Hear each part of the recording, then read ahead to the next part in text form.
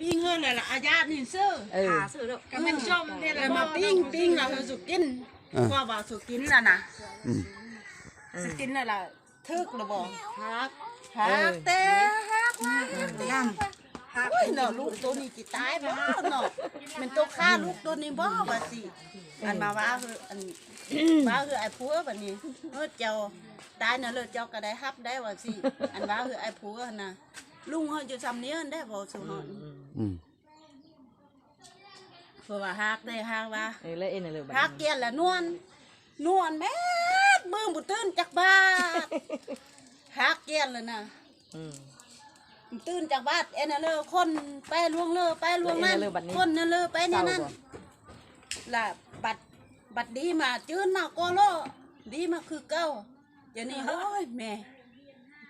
เจี๊ยบจิตตายว่าสิอันว่าคือไอ้เมน่ะดีซออันน่ะลูกเป็นอะไรแม่คนลูกจังว่าตื่นปัดตื่นมาวันยังเป็นคนคือก็เป็นอะไรแม่เมย์เฮี้ยงว่าสิอันว่าคือไอ้เมน่ะมิดละบัดนั้นลูกเอ็นอะไรตอนนี้ไปสร้างสาพัฒนานั่นเลยตัวเองลูกหานังโอ้ลูกจะไปหาเงินบัดนี้ลูกจะไปหาเงินนั่นเลยจะมีอยู่มีกินลูกกับเจนนั่น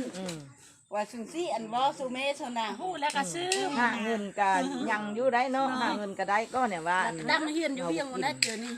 บ้านั่นนะถือออกแล้วอย่าบ้าเนาะออกเลยแต่3-4 ปีเลยได้แต่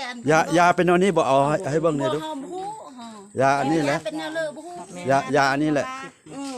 ยินแต่เขาบอกสู้ยาตัวนี้แหละเนาะนี่แหละยาตัวนี้แหละคันกินว่าหักเนาะนี่แหละยาตัวนี้แหละสาขาเพิ่นมีอยู่ซ้ำเนื้อดิยาตัวนี้แหละเนาะเพิ่นมามื้อนี้ก็มาส่งยาเฮ้อพี่น้องซ้ำเนื้อ